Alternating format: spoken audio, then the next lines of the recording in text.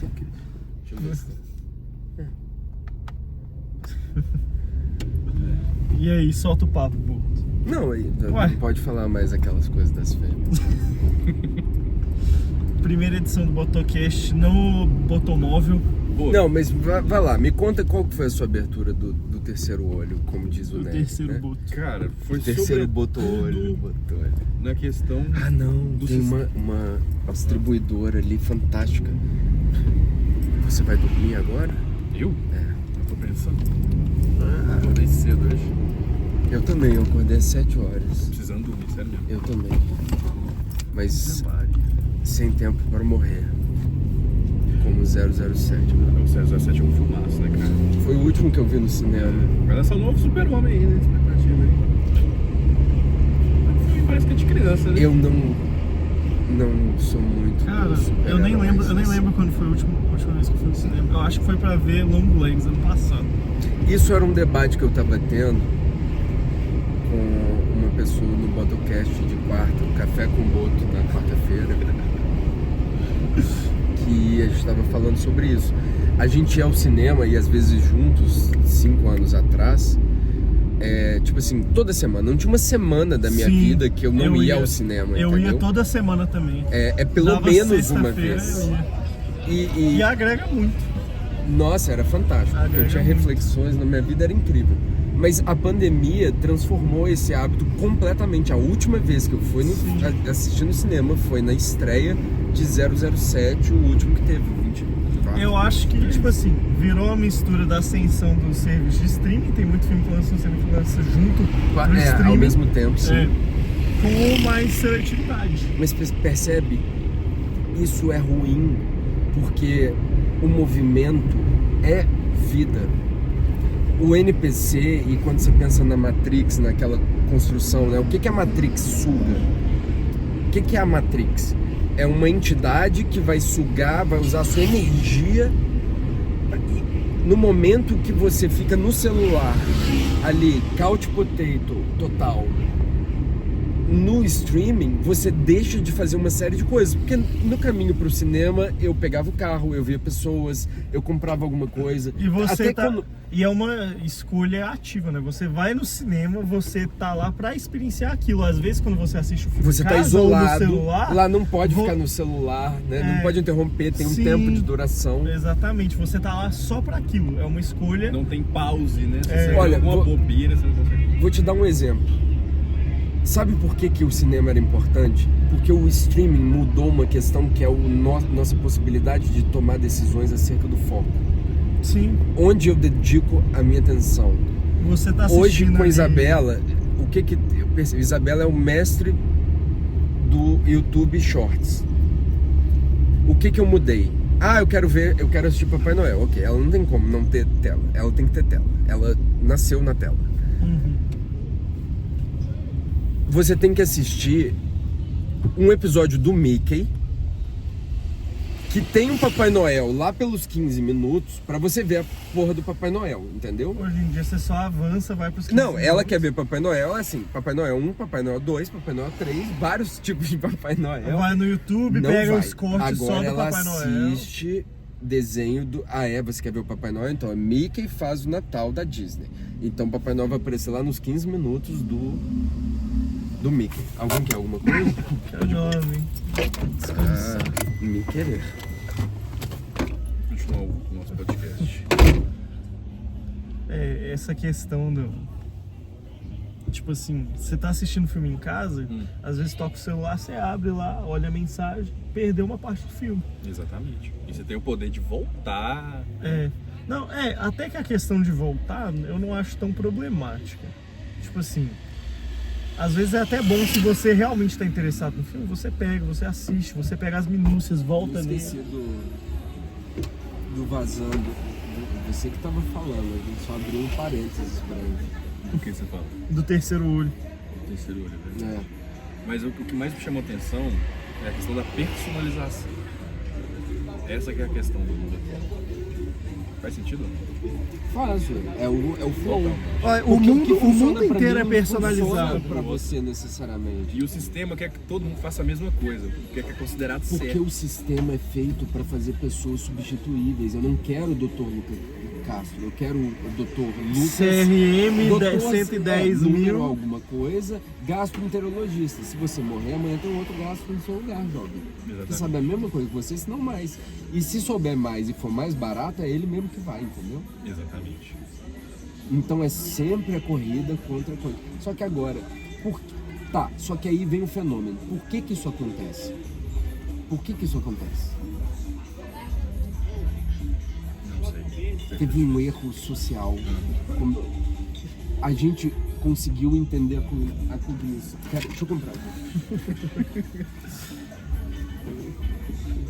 Mano, isso faz muito sentido, mano. Mas- Eu, por exemplo, desde quando eu entrei na medicina, eu tô tendo um problema de estudo, porque eu não tô adaptado com essa questão de ficar lendo livro, mano. Isso pra mim não funciona. E essa questão da personalização vai muito mais fundo do que só aprendizado. Hoje em dia, tipo assim, principalmente no mundo digital, é tudo personalizado. E isso, inclusive, tipo assim, você vê, tipo assim, polarização política, por exemplo.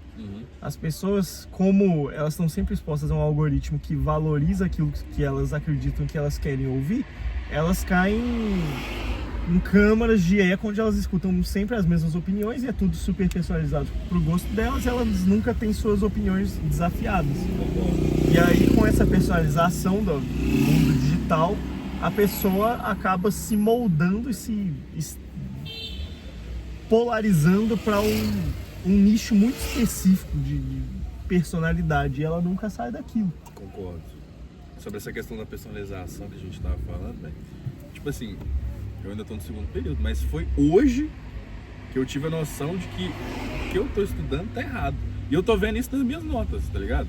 Eu não tô... Eu tô bem, tipo assim, tô passando e tal, mas eu sei que eu não tô rendendo 100%, entendeu? Claro. Então agora essa questão aí que ele falou, né, sobre esse viés aí, mano, a partir de amanhã eu vou mudar totalmente o meu jeito de estudo, velho. Eu sempre estudei do meu jeito, cara. Pois eu é. sempre escutei, método Pomodoro, metodologia ativa, sei lá o que. Eu pego, estudo do jeito que sempre deu certo pra mim. Às vezes não é o melhor jeito, mas é o que funciona pra mim. Exatamente. Entendeu? Tipo assim, você pegar um método que foi desenvolvido pra uma população generalizada, às vezes funciona pra maioria, às vezes pra você não funciona. É o que tá acontecendo comigo, tipo assim, o Nathan mesmo. O Nathan é uma pessoa que pega o livro, pode ser um livro em inglês, um Abas da vida, um Guyton, que não tem uma linguagem tão fácil, né? Assim, tem um livro que tem uma certa dificuldade. E ele consegue absorver tudo facilmente, velho. Tipo assim, lendo e aprende. Só que eu tô tendo esse problema, eu tô lendo a porra do livro, eu chego, tipo assim, no final de 2 páginas, eu não lembro o que eu li no início. Então é aí que entra a questão da personalização sobre o próprio estudo, velho. Eu preciso fazer isso e eu não tô fazendo. Entendeu? A partir dessa conversa que eu tive hoje, eu vou começar a fazer isso amanhã. Não vou mais ler livro. Não vou pegar o Abas e ler aquela porra. Isso não faz mais sentido, sabe por quê? Porque os caras que escreveram aqueles livros... Estavam fazendo pra um público que hoje em dia não existe mais. Exatamente. É a mesma coisa que o Steven Pinker faz hoje. Steven Pinker é professor de neuropsicologia em Harvard. Ele fala, tem coisas que eu escrevo, que o modo como eu escrevo, a forma como eu comunico com os outros humanos não é tolerável para os meus colegas de departamento que gostam de se comunicar entre si usando jargões para ter uma falso senso de importância de que eles dominam De uma coisa que na verdade eles não entendem. Porque quando eles leem o meu livro, eles ficam perdidos. As pessoas que realmente sabem ensinar e sabem o que estão falando, elas conseguem deixar um assunto mais simples. E esse não é o propósito de livro acadêmico. O propósito de livro acadêmico é ser referenciado dentro da metodologia. Exatamente. É para as pessoas que já estão naquele nicho, que já sabem tudo que está ali, virar e falar que eu li aquele livro, ou então eu escrevi aquele capítulo, ou então, tipo assim, E normalmente menosprezar a numa pessoa viagem que não tá naquele egóica, nicho. mas que não tá servindo. Cara, eu tenho um tanto de título na parede, metade dos quais eu nem penduro na coisa. Pra quê? Olha, se você me perguntar, título é importante? Até um certo ponto.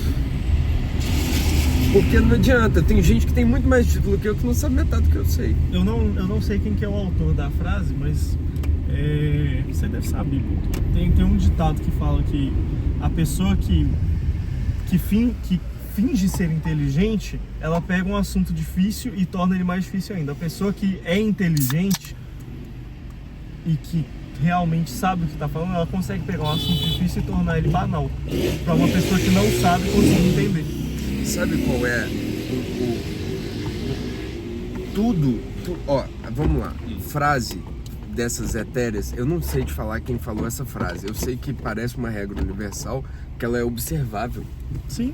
Tudo acontece por aproximação sucessiva ou dessensibilização sistemática. Tudo, no mundo, na vida, no mundo natural, na personalidade, no pensamento, na economia, tudo acontece por aproximação sucessiva, ou seja, existe um método. Então, é sempre uma relação entre o modo como eu faço e o método que eu emprego.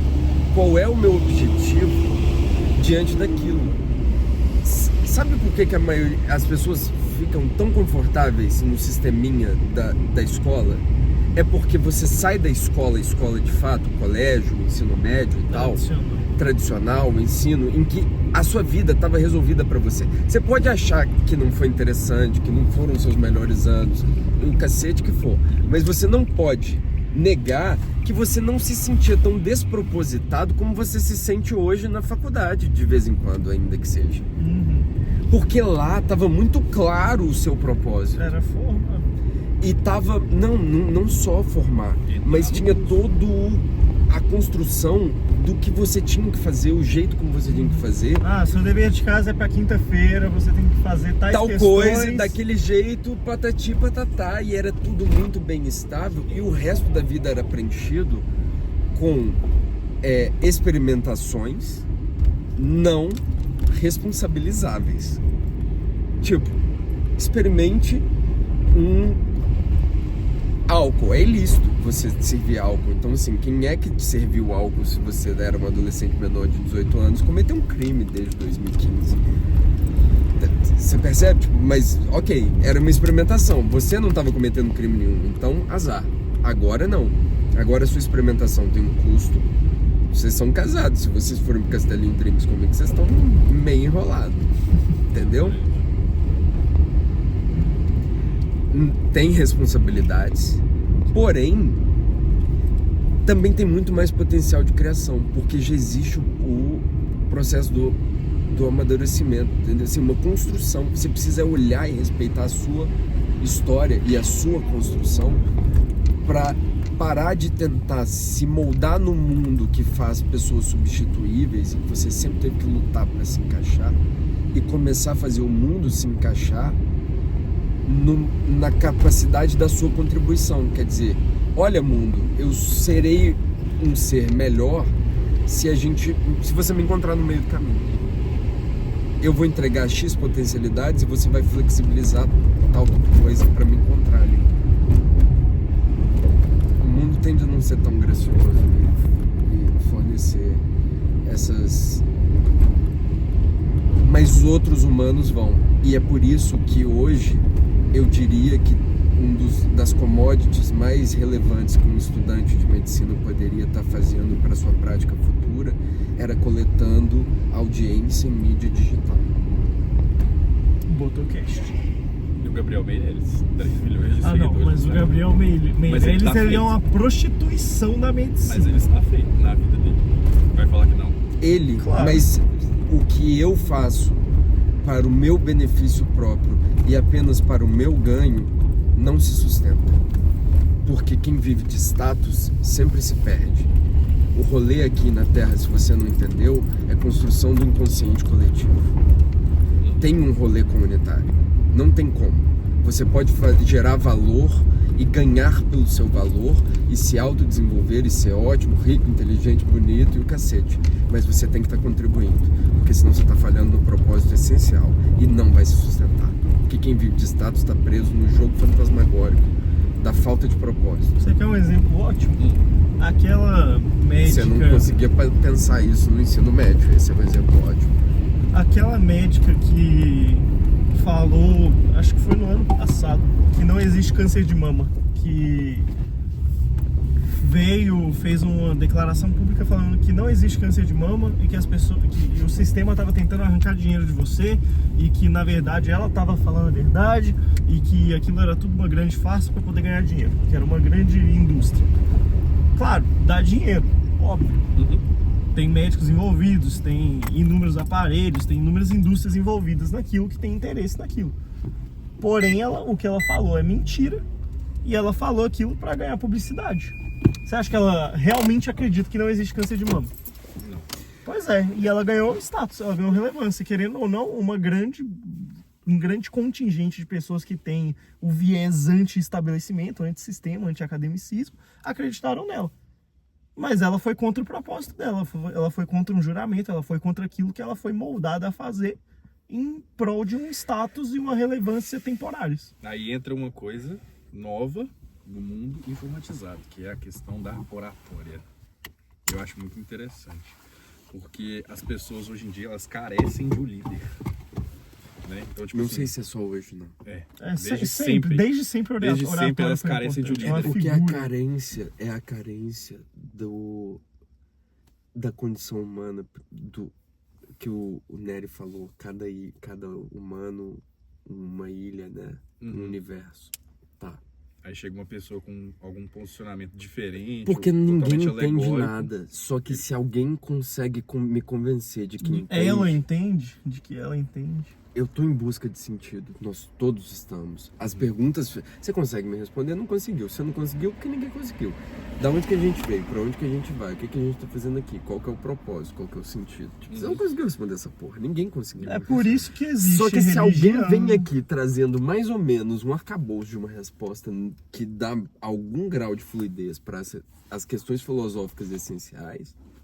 É por isso que existe religião, é por isso que existe seita, é por isso que existe essas bolhas de eco de pessoas que acreditam em teorias da conspiração, porque alguém que era uma pessoa carismática, um líder carismático, ofereceu uma resposta para uma dúvida que a pessoa tinha. E ela leva aquela pessoa como modelo. E é aquilo que aquela pessoa fala se torna uma verdade inquestionável, que se torna uma parte crucial da personalidade daquela pessoa que está sendo liderada. É a questão da figura paternal, por exemplo. Eu vivo hoje, eu fiz direito, boa parte, para me libertar do meu pai, Estado brasileiro, entendeu? Porque meu pai não tem direito, meu pai, Estado brasileiro, a República Brasileira, a Constituição brasileira, não tem direito de tutelar algumas coisas que ela tutela sobre a minha vida. E o único jeito de eu ser independente é se eu tivesse uma carteira que me autorizasse a emanar poder constitucional. Olha que loucura. Mas eu fiz questão de ter justamente para estabelecer limites. Freud explica. Freud explica, mas é porque eu sempre me subverti contra a autoridade paternal. Porque o pai não tem direito de manipular como ninguém tem. O líder carismático, o psicopata carismático à frente de um culto, por exemplo, de uma seita, né, de um culto, ele não deve, ele faz, o psicopata é um psicopata, mas em geral a gente não deveria cair nessa artimanha da paternidade, porque ela é muito falha. Tipo assim, quando você para analisar, eu deixo isso muito claro pros meus pais: eu amo vocês, eu sei que vocês fizeram o melhor que vocês puderam, dito isso, eu acho que vocês são muito fodas. No entanto, não vem com um discursinho de que eu sei o que eu tô fazendo, porque vocês não sabem mais do que eu. Vocês são animaizinhos tão perdidos quanto, entendeu? Vocês só puderam liderar num período em que eu comia terra. Isso facilita as coisas para você ganhar autoridade, mas tipo, depois de um certo tempo, o mundo meio que se equaciona. Então, a real é que você ser um grande cidadão, qualquer coisa que você ousar dizer que você você tem que se preparar para ela, porque ela vem com responsabilidade. E no caso, né, eu me tornei advogado para dizer para o Brasil que eu não concordo com tudo que ele diz que é o que é ser cidadão aqui. E eu consigo justificar. E consigo discutir com o pai Estado brasileiro sobre a questão, e ele ainda me ouvir, porque eu tenho a carteira certa.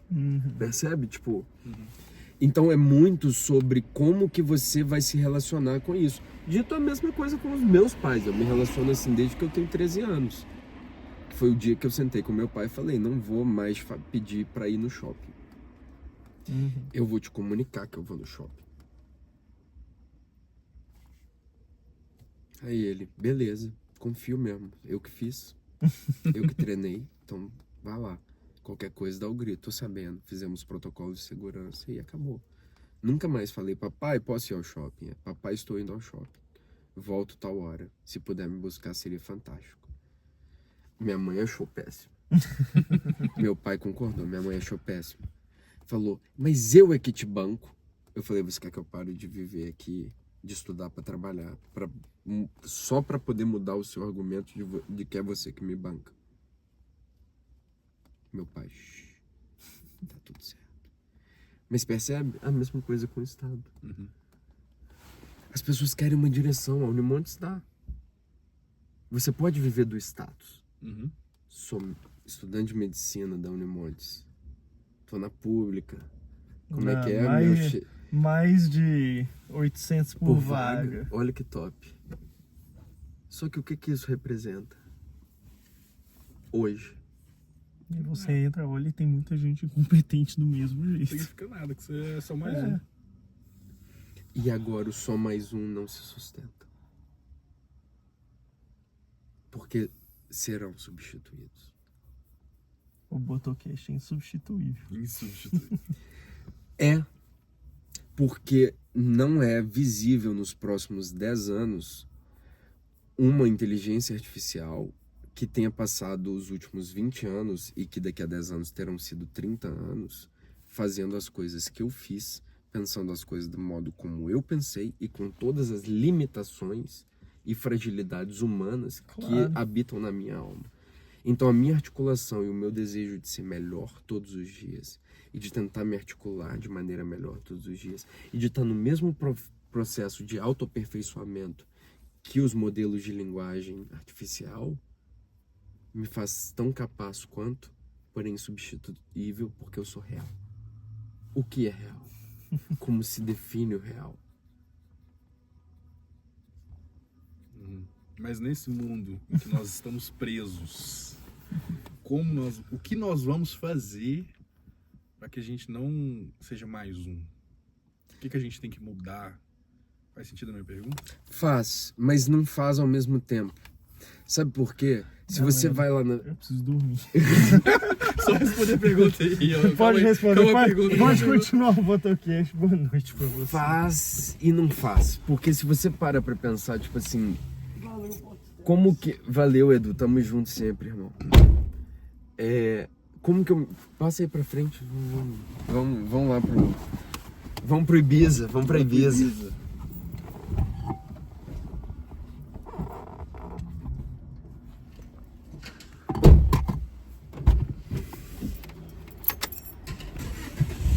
Tipo, o que eu penso a princípio quando você fala isso é Parmênides de Efésito lá, aquela questão do... Pra você entender a tese dele de o ser é, o que como é que é? O ser é. O não ser não é. O não ser não é, você tem que fazer qual é o processo que o humano precisa fazer para cognitivamente entender, filosoficamente, a proposta de pensamento do Parmênides. Ele tem que abstrair do ego, concorda? Ele tem que entender que se o ser é e o não ser não é, ele não é o ser, eu não sou o ser, você não é o ser, logo a gente não é. Até aí foi. Se até aí foi, é mais ou menos o princípio. O que nós podemos fazer para nós sermos insubstituíveis? Contribuir com a humanidade de modo que a nossa contribuição fique marcada naqueles que foram impactados. Porque no final do dia não importa o que você é, porque você não é. Não é, você não é. Não importa, Lucas. Não importa, Pedro. Não importa. Sério mesmo, tipo assim... Importa pra gente que tá aqui no leme comandando esse navio específico de contribuição universal, mas do ponto de vista reverso não importa. Não importa. Claro que importa. é uma célula que nasce cancerígena, né? E vira um câncer metastático. É sempre um erro. Então importa. Mas não ao ponto egóico. Então é falar, porra, é tentar responder mais ou menos as perguntas. Tá funcionando? Eu tô sendo Mihai Csikszentmihalyi. Eu tô no estado de flow. Isso é o estado de flow. Eu tô vivendo uma vida Que tá fazendo enjoyable, sentido. que tá fazendo sentido, que eu tô contribuindo com a comunidade, que eu tô... E tá tudo bem se a resposta for não. O ponto é, você tá fazendo alguma coisa pra mudar isso, tipo, pra ir em direção a essa vida? Porque essa é que é a pergunta. Você tá só reproduzindo o que foi Também não adianta ficar só questionando. colocado pra você, né? Isso é verdade. São as exato, porque são escolhas que foram colocadas pra você. Tipo, eu não preciso saber a sua história pra saber que se você tá aqui junto comigo na medicina da Unimontes, você é elite do pensamento, você poderia estar fazendo literalmente qualquer outra coisa. Em termos universitários, você tinha nota para qualquer outro curso. Percebe? Em termos do que hoje passar numa universidade pública desse porte representa, significa que eu basicamente podia te colocar em qualquer função social do planeta Terra, que com um período de treinamento como nós temos o período aqui, né, da graduação em medicina, Isso faz muito sentido, porque, tipo, exemplo, você consegue desempenhar. eu fiz 4 anos de cursinho. 3 anos e meio foram dentro de uma sala reproduzindo o que todo mundo faz. Assistir a aula, Sendo que o cursinho vai cursinho mastigando pede. a parada pra você num nível quase, tipo assim... E tipo assim, uma sala de 100 alunos. Só que quando você tem essa virada de chave, que eu tive, eu falei, porra, eu tenho que sair dessa merda, senão eu não vou passar. Aí eu estudei 4 meses do jeito que fazia sentido pra mim. Pra você. E eu não passei. Personalização. E é o que eu tô fazendo de errado nessa porra dessa Unimontes. Eu não Porque tô, você eu não tentando tô, seguir um método. Você veio de 4. Olha só, você veio de 20 anos de ensino tradicional. 4 anos de ensino de cursinho, que é o tradicional elevado ao concurso público. Que é tipo, como que eu marco X na porra da questão certa? Cara, eu me lembro do meu cursinho, não é nem cursinho do vestibular, porque eu ainda achei boas pessoas para me acompanharem nos meus estudos.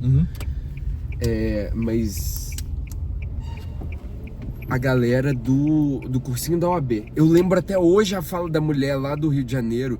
O doutor juiz da vara do trabalho dele. Tipo assim, ela me fez criar ela me decorou. A voz dela está na minha cabeça, tá entendendo? Se você me der uma prova da OAB agora, eu consigo fazer a segunda etapa de cabeça fechada, de olho fechado, com jurisprudência de 10 anos atrás, porque eu conheço o modelo que o cursinho mastigou e entregou na minha mão. O jeito como ela falava, a cadência, me fez decorar.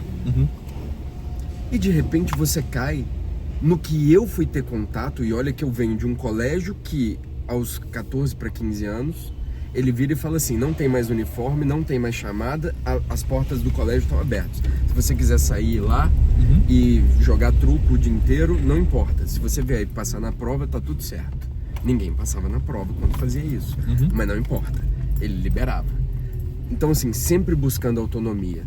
O FMG, direito, autonomia, tipo, vários professores, juiz, desembargador, presidente do tribunal, advogado do Estado, advogado da União, advogado do cacete, os caras não tinham muito tempo necessariamente pra ficar dando aula. Então, você se vira quando você tinha a oportunidade de estar com um cara foda, bom pra você. No resto, aprenda aí, mais ou menos pelo seu caminho. Faz total sentido isso aí. E aí chegou o PBL, real pra mim, que é a pós-graduação. No mestrado, bicho, era galera qualificada. O professor chegava e falava, galera, essa semana nós vamos ler o fulano de tal. Pegava o livro do cara, todo mundo lia, um bando de advogados especialistas, mestres, doutores, professores e o cacete. E ficava 5 horas lá discutindo o livro do cara. Problematizando, criando soluções. Tudo deveria ter sido gravado, né? Mas era uma época sem tecnologia. Com qual